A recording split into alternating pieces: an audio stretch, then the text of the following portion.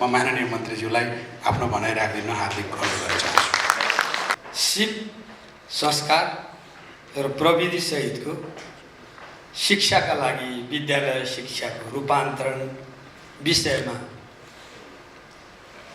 यस सम्मेलनको आयोजना गरी मलाई पनि आमन्त्रण गर्नुभएकोमा आयोजकहरूलाई धन्यवाद ज्ञापन गर्दछु। कार्यक्रममा उपस्थित भई कार्यक्रमको शोभा बढाउनुका साथै हामी सबैलाई हौसला प्रदान गर्नुभएकोमा माननीय उपप्रधानमन्त्रीज्यूप्रति आभार व्यक्त गर्दछु। सर्वव्यापी पहुँच र गुणस्तरीय शिक्षा सुनिश्चित गर्ने हाम्रो राष्ट्रिय आकांक्षा पुरा गर्नमा यस्ता सम्मेलनले पृष्ठपोषण र सुझाव मात्र दिने होइन, निष्पक्ष र निस्वार्थ भावले यथोचित मार्गनिर्देश समेत गर्नेछ भन्ने मैले विश्वास लिएको छु। केही महिना अगाडि राष्ट्रिय शिक्षा नीति आइसकेको, त्यो क्रममा हामी उच्च शिक्षा, प्राविधिक र व्यावसायिक शिक्षा र समग्र विद्यालय शिक्षाको बारेमा ऐनहरू निर्माणको तयारी चलिरहेको पृष्ठभूमिमा यो सम्मेलन भएको छ। शिक्षामा गहन ढङ्गले निष्कर्ष निकाल्ने र साझा सहमति गर्ने खालका सम्मेलनको छलफलको आवश्यकता महसुस गरिएको बेलामा यो पहल यहाँहरूले लिनुभएको छ। पर्याप्त बहस र ठोस निष्कर्षसहित यो सम्मेलन सभ्य र भव्य रूपमा सम्पन्न होस्, शुभकामना व्यक्त गर्न चाहन्छु। समृद्ध नेपाल, सुखी नेपाली हाम्रो राष्ट्रिय सङ्कल्प हो। सम्माननीय प्रधानमन्त्रीको नेतृत्वमा हामी यो विराट अभियानमा अगाडि बढिराखेका छौँ। आर्थिक, सामाजिक र सांस्कृतिक रूपान्तरण बिना यो आकांक्षा पुरा गर्न कदापि सम्भव छैन। तर त आफ्नै माटोमा योगदान गर्दै देशको मुहार फेर्नको लागि दृढ सङ्कल्पित मानव स्रोत विकास आजको आवश्यकता हो। देशको बहुआयामिक विकासको आधार शिक्षा नै हो। साँचो अर्थमा अर्थशास्त्रीय भाषामा भन्ने हो भने उत्पादनका सम्पूर्ण साधनहरूको परिचालन गर्ने गतिशील साधन जनशक्ति नै हो। तर त आर्थिक सामाजिक रूपान्तरणका निम्ति हामीले मुलुकका लागि आवश्यक दक्ष जनशक्ति निर्माण गर्नुमा समग्र शिक्षा प्रणालीलाई केन्द्रित गर्नु परेको छ। यस अर्थमा हामी शिक्षालाई पूर्वाधारको पनि पूर्वाधार भनिरहेका छौँ। शिक्षा बिना अन्य पूर्वाधार विकास गर्दै समृद्धिको यात्रामा अघि बढ्न सम्भव छैन भन्ने कुरामा कसैको फरक मत होला जस्तो मलाई लाग्दैन। शिक्षाले व्यक्तिको सर्वाङ्गीण विकास गरी गतिशील, उत्पादनमूलक, योग्य, सक्षम, सभ्य, सुसंस्कृत, स्वस्थ नागरिक विकास गर्नुपर्छ। हाम्रो शिक्षा नीतिको दूरदृष्टिबारे यहाँहरू सबैले हेरिसक्नु भएको छ। व्यक्तिको शारीरिक, मानसिक, मनोवैज्ञानिक, संवेगात्मक र सामाजिक विकासलाई एकसाथ अघि बढाउन सक्ने शिक्षा प्रणाली आजको आवश्यकता हो। अहिलेको शिक्षाले मानिसलाई बौद्धिक खुराक त दिएको छ, तर यथोचित रूपमा शारीरिक र सामाजिक विकास गर्न सकेन कि भन्ने अवस्था छ। यसमा हामीले समीक्षा गर्नुपर्छ। सम्मेलनमा पनि यस विषयमा छलफल हुने नै छ। दरबार स्कुलको स्थापनासँगै सुरु भएको नेपालको औपचारिक शिक्षा प्रणाली 2007 सालको प्रजातन्त्र प्राप्तिपछि व्यापक रूपमा विस्तार भएर आएको कुरा यहाँहरूलाई भनिरहनु पर्दैन। विश्वमा उदारवादी अर्थव्यवस्थाको उदय भएसँगै यत्र तत्र सर्वत्र निजी क्षेत्रको सहभागिता र प्रभाव बढाउँदै लगियो। नेपाल पनि यसबाट अलग रहन सकेन र निजी लगानीमा विद्यालय तथा प्राविधिक शिक्षालय र उच्च शिक्षाका संस्थाहरू विस्तार हुँदै गए। साबिकको उच्च माध्यमिक शिक्षा त निजीले झन् बढी प्रभाव जमाएको अवस्था रह्यो। अभिभावकको लगानी परिचालन गरी करिब 23% विद्यार्थीलाई विद्यालय शिक्षाको सेवा निजी क्षेत्रले प्रदान गरिरहेको अहिलेको वर्तमानको अवस्था हो। कुनै कालखण्डमा कानुन बमोजिम स्थापना भई विभिन्न आरोह अवरोह पार गर्दै अहिलेको अवस्थासम्म आइपुगेको निजी लगानीका विद्यालय र शिक्षण संस्थाहरूको भूमिकालाई स्वीकार गर्दै संविधानको मर्म र भावना बमोजिम यसलाई प्रभावकारी नियमन गर्ने र सेवामूलक बनाउँदै लैजाने कुरामा यहाँहरू सबै प्रतिबद्ध हुनुहुन्छ भन्ने मैले विश्वास लिएको छु। सामाजिक सेवाको क्षेत्र भएकाले शिक्षा क्षेत्रबाट व्यापक रूपमा व्यक्तिगत मुनाफा लिने सोच र अभ्यासबाट माथि उठ्न जरुरी छ। यस क्षेत्रमा लगानी गर्नुभएका व्यक्ति तथा संस्थाहरूलाई म यहीँबाट पनि आग्रह गर्न चाहन्छु कि समग्र शिक्षा क्षेत्रलाई सेवामूलक बनाउँदै हामी अगाडि बढौँ। विद्यालयको भौतिक पूर्वाधार, जनशक्तिको योग्यता र क्षमता, पाठ्य सामग्री, पाठ्य पुस्तक, शिक्षण सिकाइ प्रक्रिया, व्यवस्थापन, नेतृत्व लगायत पक्षमा विविधता रहेका छन्। सार्वजनिक विद्यालयमा पनि एक खालको अवस्था छैन, निजी लगानीका विद्यालयमा पनि फरक फरक अवस्थाहरू छन्। केही राम्रा मानिएका विद्यालयहरू गुणस्तरका हिसाबले अग्र पङ्क्तिमा देखिएका छन् भने आधाभन्दा बढी निजी लगानीका विद्यालयहरूमा न्यूनतम पूर्वाधार पनि पुगेको अवस्था छैन। खेल मैदानको अभाव छ, योग्यता पुगेका र अध्यापन अनुमति प्राप्त शिक्षक छैनन्, विद्यार्थी सङ्ख्या पनि न्यून छ। साँच्चै भन्यो भने विद्यालयको आयबाट धानिन पनि कठिन छ। नाफाको त कुनै गुन्जायस नै छैन। अब यस्तो ढङ्गले कति समय निजी लगानी गरेर भरथेक गर्न नसक्ने गरी विद्यालय सञ्चालन गरिराख्ने मेरो प्रश्न हो। यस्ता समस्यामा गुजिरहेका विद्यालयहरूले भौगोलिकता पनि हेरेर अरू विद्यालयमा मर्जरमा जानु राम्रो हुन्छ भन्ने मैले ठानेको छु।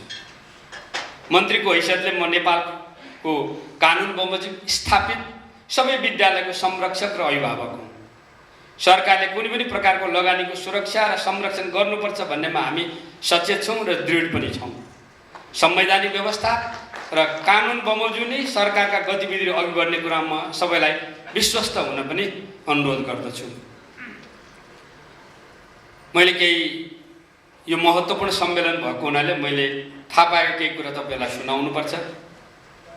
निजी लगानीका विद्यालयमा पनि कहीँ गलत अभ्यास भएका छन् कि भन्ने मैले सुनेको छु। उदाहरणका लागि नेपालको कुनै विद्यालयको 4 किल्लाभित्र नेपालीले आफ्नो मातृभाषा वा नेपाली भाषा बोलेमा उसलाई सजाय गरिन्छ, बकुल्ला बनाइन्छ अथवा दण्डित गरिन्छ। यस्तो व्यवहार हर हालतमा रोक्नुपर्छ। हामी अङ्ग्रेजीको साम्राज्य बनाउने नाममा हाम्रो राष्ट्रभाषामाथि प्रहार त गरिरहेका छैनौँ। गम्भीर भएर सोच्न जरुरी छ। अङ्ग्रेजी सिकाउँ तर नेपाली कमजोर नहोस्। मेरो जोड यो हो, सिप सिकाउँ, कम्प्युटर सिकाउँ तर नेपाली कमजोर नहोस्। हामीले ध्यान दिनुपर्ने पक्ष यो हो। हाम्रो कला, संस्कृति, साहित्य लगायतका पहिचानमूलक विषयवस्तु नेपाली भाषामा नै पढाउनु उपयुक्त हुन्छ। डोकोलाई पनि बास्केट भन्ने, डालोलाई पनि बास्केट भन्ने, छुम्सेलाई पनि बास्केट भनेर सिकायौँ भने हामीले आफ्नो पहिचान र मौलिकतालाई समाप्त पार्दैछौँ भन्ने कुरामा आजैदेखि सचेत हुन जरुरी छ। मलाई लाग्छ परम्परागत ज्ञानको हस्तान्तरको प्रक्रिया रोक्नु हुँदैन। परम्परागत ज्ञानको सन्दर्भमा हामी धेरै धनी छौँ, हामीहरू जो बिचको कालखण्डमा पछाडि परेका छन्। यसलाई सुदृढ र विकसित गर्दै लैजाने हो। तसर्थ विश्वव्यापी ज्ञानका विषयहरू जस्तै गणित, विज्ञान, कम्प्युटर आदिको पठन पाठन अङ्ग्रेजीमा गर्नुपर्छ, गर्न सकिन्छ।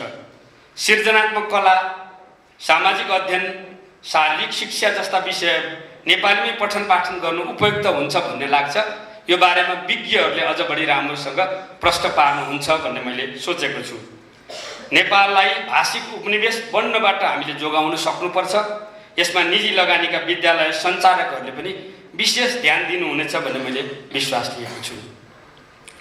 शिक्षण सिकाइ प्रक्रियालाई नतिजामुखी बनाउन निजी लगानीका विद्यालयहरू अग्रभागमा छन्। परीक्षाको तयारीका दृष्टिले राम्रो गरिराखेका पनि छन्। एसई परीक्षा वा अन्य सार्वजनिक परीक्षाको नतिजामा पनि निजी विद्यालयको योगदान राम्रो रहेको छ। पठन पाठनको प्रक्रिया, विद्यार्थीको बहुआयामिक विकास, नागरिक जिम्मेवारी वहन, देशभक्तिको भावना विकास, जीवनोपयोगी सिप प्रदर्शन, सामूहिकताको पक्ष पोषण लगायत पक्षमा थप सुधार गर्नुपर्ने देखिएको छ। बन्द कोठाभित्र रेडिमेड जनशक्ति विकास त गरेका छौँ, तर समाजलाई गति प्रदान गर्ने देशभक्तिको भावनायुक्त मातृभूमिको विकासमा समर्पित हुन सक्ने जनशक्ति विकास गर्नमा अझ हामी पछि परेका छौँ। कतिपय सन्दर्भलाई हेर्दा यस्तो लाग्छ हाम्रो शिक्षा प्रणाली नै मानव स्रोत निर्यातका लागि उत्प्रेरक बनेको छ। संसारको कुनै पनि मुलुक छैन जसले मानव स्रोतलाई विदेश पठाएर रेमिटेन्सबाट समृद्ध बनेको होस्। अब हामीले देशभित्र अवसरहरू सिर्जना गरी मातृभूमिमा नि समर्पित भएर सेवा गर्ने र विकासमा अग्रणी भूमिका निर्वाह गर्न सक्ने जनशक्ति उत्पादन गर्नमा हाम्रा शिक्षण संस्थाहरूलाई केन्द्रित गर्न जरुरी छ। युरोप र अमेरिकाको सपना बाँड्ने शिक्षा होइन, देश विकासमा योगदान गर्ने शिक्षा चाहिएको छ। सार्वजनिक वा निजी जुनसुकै शिक्षण संस्था भए पनि माथिका विषयमा गम्भीर भएर शिक्षा प्रणालीमा यथोचित सुधार गरी अघि बढ्न जरुरी छ। सम्मेलनले यसबारेमा पनि महत्त्वपूर्ण योगदान दिनेछ भन्ने मैले विश्वास लिएको छु। शिक्षामा गुणस्तर अभिवृद्धि आजको प्रमुख चुनौती बनेको छ। सार्वजनिक र निजी लगानीका विद्यालयहरूले आफ्नो असल अभ्यासको एक आपसमा आदान प्रदान गर्ने र साझेदारीका आधारमा गुणस्तर अभिवृद्धिमा लाग्नुपर्ने मैले महसुस गरेको छु। सबै बालबालिकालाई गुणस्तरीय शिक्षा प्राप्त गर्न पाउने हक सुनिश्चित गर्दै उनीहरूले न्यूनतम पाठ्यक्रमले भनेको सक्षमता हासिल गरे कि गरेनन् त्यो कोणबाट प्रत्याभूत गर्दै देशलाई आवश्यक सक्षम जनशक्ति विकास गर्नमा हामी सबै लाग्नु परेको छ। निजी लगानीका विद्यालयसँग जोडिएर आउने अर्को विषय सामाजिक उत्तरदायित्वको हो। कर्पोरेट सोसल रेस्पोन्सिबिलिटी अन्तर्गत आर्थिक रूपले विपन्न तथा मेधावी विद्यार्थीलाई निःशुल्क शिक्षा प्रदान गर्नुपर्ने व्यवस्था विद्यमान ऐनमा छ। अनिवार्य तथा निःशुल्क शिक्षा ऐनले यसलाई थप स्पष्ट र व्यवस्थित बनाउने कानुनी आधार दिएको छ। यहाँहरू यो बारेमा प्रश्न नै हुनुहुन्छ। यसको कार्यान्वयन सम्बन्धमा देखा परेका जटिलताहरू बारेमा पनि हामीले सम्मेलनमा महत्त्वपूर्ण सुझावहरू आउन्। विज्ञान तथा प्रविधि शिक्षा विस्तार गर्नुपर्ने छ। स्टेमलाई पाठ्यक्रममा समावेश गराई तार्किक एवं विवेकशील जनशक्ति उत्पादन गर्नु आजको आवश्यकता हो। हामी त्यस दिशामा काम गरिरहेका छौँ र म यो तपाईहरुलाई भन्न पनि चाहन्छु कि स्टेमलाई हामीले आगामी हाम्रो शिक्षाको एकदम रूपान्तरणकारी कार्यक्रमको रूपमा अगाडि बढाइरहेका छौँ। विभिन्न प्रकारका शिक्षामा समकक्षता, गतिशीलता र पारगम्यता सुनिश्चित गर्न राष्ट्रिय योग्यता प्रणालीमा आधारित शिक्षाको विकास गर्दै जाने नीति लिएको छ। बोलीचालीमा नेशनल क्वालिफिकेसन फ्रेमवर्क जसलाई हामी भन्छौँ त्यो मन्त्री परिषदमा गइसकेको छ। मन्त्री परिषदले फेरि केही सुझावहरू शिक्षा विज्ञान प्रविधि मन्त्रालयसँग माग्यो।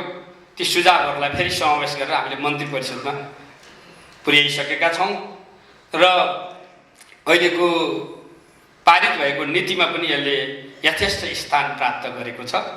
सिकेका कुराहरूलाई प्रमाणीकरण गरेर माथिल्लो तहमा अध्ययन गर्न पाउने व्यवस्था गरिनुपर्छ भन्नेमा हामी स्पष्ट सोचसहित अघि बढेका छौँ। सम्मेलनले यसबारेमा पनि राम्रो छलफल गरोस् र नेपालको यो शिक्षाको एक ज्यादै महत्त्वपूर्ण पक्ष हो भन्ने कुरामा यो विद्यालय शिक्षामा मात्रै छलफल गर्ने भए पनि त्यो उच्च शिक्षासँग गाँसिन्छ र उच्च शिक्षाको कोणबाट हेर्दाखेरि क्रेडिट ट्रान्सफर, क्रेडिट ब्याङ्किङ, इक्विभ्यालेन्सी लगायतका यस्ता कयौँ विषयहरू छन् जसको बारेमा हामीले व्यवस्थित गरेर मात्रै विद्यालय शिक्षालाई सुनिश्चित गर्न सक्छौँ। उच्च शिक्षामा यी दिशामा हामी लागिरहेका छौँ। मन्त्रालयले अहिले शिक्षा विधेयक, उच्च शिक्षा विधेयक र प्राविधिक व्यावसायिक शिक्षा विधेयकको मसौदा तयार गरिरहेको छ। सार्वजनिक शिक्षा प्रणालीको पूरकको रूपमा निजी र सहकारीबाट सञ्चालित शिक्षा प्रणालीलाई विकास गर्न खोजिएको छ। सम्पूर्ण सरकारवालाहरूको चासो र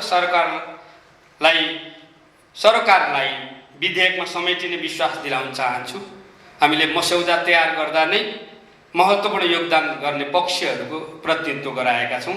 यहाँहरूका पनि चासो, सरोकार, सुझाव तथा पृष्ठपोषण छन् भने त्यसका बारेमा हामी छलफल गरौँ। नेपालको संविधान सङ्घीय राज्य प्रणालीसँग मेल खाने गरी यही दिशामा अघि बढ्नका लागि अब बन्ने ऐनमा सबैका कुराहरू समेटिनुपर्छ भन्नेमा म दृढ छु। 3-4 विषयहरू यो सम्मेलनलाई भन्नै पर्ने हुन्छ। अघि पुरीजीले पनि विषयहरू राख्नु भएको छ। हामीले जनशक्ति प्रक्षेपणको एउटा रिपोर्ट सम्माननीय प्रधानमन्त्रीलाई बुझाएका छौँ र 25 वर्षपछिको नेपालको लागि कस्तो जनशक्ति चाहिन्छ र आज हामीसँग कस्तो जनशक्ति छ यसको अध्ययन भएर अलिकति राष्ट्रिय रूपमा त्यसको प्रतिवेदन आएको छ। अब हामी जनशक्ति उत्पादन गर्दाखेरि योजनाबद्ध ढङ्गले यो प्रक्रियामा जान जरुरी छ। त्यसमध्येको अहिले आइसिटीको जो प्रयोगको कुरा छ यो 3 कोणबाट हेर्नुपर्छ। एउटा अहिलेको शिक्षामा गुणात्मक ढङ्गले रूपान्तरण ल्याउने हो भनेदेखि त्यो प्रविधि मैत्री हुनैपर्छ, यो बिना हामी त्यो गर्न सक्दैनौँ। दोस्रो कुरा आइसिटीको क्षेत्रमा पछिल्लो विकास भएको एआई अवधारणा आउने युगलाई त युनेस्को लगायतले अब एउटा आँधी आइराखेको छ र आउने युगलाई एआई इरा भनिराखेका छन्। मान्छेले गर्ने काम मेसिनले गर्ने ढङ्गले शिक्षामा त्यसको चाहिँ पहल लिनुपर्छ भन्ने उद्घोष भइराखेका छन्। त्यसकारणले आइटी आइसिटी एआई लगायतका विषयहरू अबका हाम्रा विद्यार्थीहरूलाई पढाउने विषयहरू हुन्, हामी पछाडि पर्नु हुँदैन। तेस्रो कुरा विद्यालयहरूमा सुशासन कायम गर्नको लागि यो प्रविधि एकदम जरुरी छ। यो 3वटा आयामबाट यहाँहरूले छलफल गर्नुहुनेछ भन्ने मैले विश्वास लिएको छु। शिक्षामा आचरण अनुशासन र नैतिकताका विषयहरू अत्यन्तै महत्त्वपूर्ण विषयहरू हुन्। तपाईँले मैले तालिका हेरेँ, आनन्द अरुणले अहिले प्रस्तुत गर्दै हुनुहुन्छ, झन्डै 1.5 घन्टा जतिको उहाँको। तपाईँले विषय पनि यो बेलामा जुन ढङ्गले विषयहरू उठाउनु भएको छ, सिपलाई जोड्नु भएको छ, संस्कारलाई जोड्नु भएको छ र यो निकै महत्त्वपूर्ण विषय यहाँहरूले उठाउनु भएको छ। वास्तवमा कोर भ्यालु जसलाई भनिन्छ त्यो एकदम पछाडि परेको छ हाम्रो। अघि मैले माथि पनि चर्चा गरेँ, बौद्धिक खुराक त हामीले दियौँ, तर एउटा नागरिक कस्तो हुनुपर्छ भन्ने कुरा विद्यालय शिक्षाबाटै त्यो प्रत्याभूत हुने सवाल हो त्यो। त्यसैले यसमा पनि शिक्षक एकदम महत्त्वपूर्ण पक्ष। एउटा समय यस्तो थियो पुस्तक र शिक्षक चाहिँ ज्ञानका स्रोतहरू थिए, तर अहिले पछिल्लो बेलामा प्रविधिको विकास भएपछि हामीले एउटा विद्यार्थीलाई कम्प्युटर इन्टरनेटको सुविधासहित उसलाई उपलब्ध गरायौँ भने टिचरले भन्दा धेरै कुरा उसले प्राप्त गर्ने अवस्थामा पुगेको छ। यति ठुला कुराहरू चाहिँ हामी बाहिरबाट पाउन सक्छौँ, तर आचरणको कुरा, बानी व्यवहारको कुरा, स्वभावको कुरा चाहिँ तपाईँ स्कुलबाटै सुरु गर्नुपर्छ, घरबाटै सुरु गर्नुपर्दछ। त्यसैले मैले भन्न चाहन्छु कोर भ्यालु यो अनुशासनको प्रश्न, नैतिकताको प्रश्न र आचरणको प्रश्न चाहिँ हामीले यसमा हामी कम्प्रोमाइज गर्न सक्दैनौँ। दक्षिण एसियाको एकदम पुरानो देश आफ्नै खोज मूल्य मान्यतासहित अगाडि बढेको भएको हुनाले सिक्न संसारमा जहाँ जाँदा पनि हुन्छ, सिकेर आउनु जरुरी छ। तर त्यो पक्ष चाहिँ हाम्रो स्कुलमा छुटिरहेको पक्ष छ, जसमाथि सम्मेलनले महत्त्वपूर्ण छलफल गरोस् भन्ने म चाहन्छु। अर्को एउटा पक्ष चाहिँ पढाइको संसार र कामको संसारको बिचमा तालमेल छैन, पटक्कै छैन। तपाईँ उच्च शिक्षामा जम्मा 20% मात्रै, हामी समग्र शिक्षामा 20% मात्र हाम्रो प्राविधिक सहाराको धारको छ। हामीले 80% साधारण शिक्षा दियौँ। हामीले स्कुललाई इन्डस्ट्रीसँग जोडेनौँ, हामीले शिक्षालाई विद्यालयहरूलाई हामीले खेत खलिहानसँग जोडेनौँ, हामीले अस्पतालहरूसँग जोडेनौँ। हामी त अहिले एउटा सिप पनि नसिकेको मान्छेलाई हामी बाहिर पठाइराखेका छौँ। त्यसकारणले एउटा महत्त्वपूर्ण प्रश्न चाहिँ एउटा डिपार्चर जरुरी छ यहाँनिर। त्यो भनेको चाहिँ हामीले कामको संसारसँग हाम्रो पढाइलाई जोड्नु पर्दछ। यो पनि यहाँहरूको यो सम्मेलनको एउटा महत्त्वपूर्ण विषय हो। बाल अधिकार र बाल मैत्री विद्यालय अर्को महत्त्वपूर्ण पक्ष हो। मलाई लाग्छ बालबालिकाहरूको स्कुलमा सहभागिता र कुनै पनि प्रकारको विद्यालयमा विभेद नहोस् भन्ने कुरामा हाम्रा विद्यालयहरू तयार हुनुपर्दछ। हामीले विगतमा बनाएका नीतिहरू पनि छन्, त्यसको आधारमा कहिलेकाहीँ पत्र पत्रिकामा सुनिरहँदा एउटा बच्चालाई कुटिकिन दण्ड दिइदिइकन सिकाइराखेको कुरा सुन्दाखेरि पीडा बोध हुन्छ। तपाईँहरूको कसैको पनि त्यो नियत त छैन। घोकाउँदै हामीले परीक्षा केन्द्रमा लैजाने अनि उसले 3 घन्टा लेखेको आधारमा उसलाई सक्षमताको प्रमाणपत्र दिने, यो थोत्रो र काम नलाग्ने परिपाटी भत्काइदिनुपर्छ। यसको नेतृत्व प्याप्सनले गरोस्, तपाईँहरू विद्यालयले गरिदिनुहोस्। बच्चाको स्वतन्त्र ढङ्गको सिकाइको प्रक्रियालाई जब हामी पल्लवित गर्छौँ, उभा भएको प्रतिभालाई जब प्रस्फुटित गर्ने प्रक्रियामा जान्छौँ, यी घटनाहरू देखा पर्दैनन्। त्यसकारणले हामीले यी विषयमा पनि एकदम मनज्ञ राम्रोसँग ध्यान दिनु जरुरी छ। कतिपय विषय तपाईँहरूले राख्नु भएको छ। अहिले मैले मन्त्रीको हैसियतले हामी मन्त्रालयमा बसेर फेरि छलफल गरौँला। तपाईँहरूको कार्यक्रममा मन्त्रालयको सहभागिता माग्नु भएको थियो। हामी सकारात्मक छौँ। हामी सबै शिक्षाका स्टेक होल्डरलाई सँगसँगै लिएर अगाडि बढ्न चाहन्छौँ। अहिले शिक्षाका यी विविध पक्षहरूमा छलफल होस्। शिक्षालाई श्रमसँग, श्रमलाई सिपसँग, सिपलाई उत्पादनसँग र उत्पादनलाई समृद्धिसँग नजोडेसम्म वास्तवमा हाम्रो यो समृद्ध नेपाल र सुखी नेपालीको आकाङ्क्षा सफल हुँदैन। त्यसैले हामीले मिलेर यो काम गर्नुपर्छ। लगानी सरकारले एक्लै गर्न सक्दैन। शिक्षामा काम गर्ने सबैको लागि त्यो वातावरण बनाउनु पर्दछ। हामी त्यो कुरामा एकदमै सकारात्मक छौँ। तपाईँहरू अहिले यसका प्रक्रिया, यसका चाहिँ अन्तर्वस्तु, पेडागोजी लगायतका विषयमा राम्रोसँग छलफल गर्नुहोस्। कतिपय अन्य मुद्दाहरूको सँग हामी बसेर छलफल गरौँला।